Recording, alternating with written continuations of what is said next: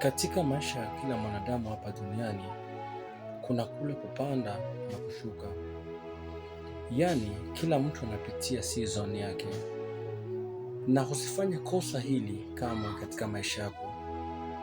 Kama mwenzako anaingia katika season yake ya maisha, yaani ni wakati ambapo Mungu anataka kumbariki, ni wakati ambapo Mungu anaenda kumuinua, ni wakati ambapo Mungu anaenda kumfanikisha.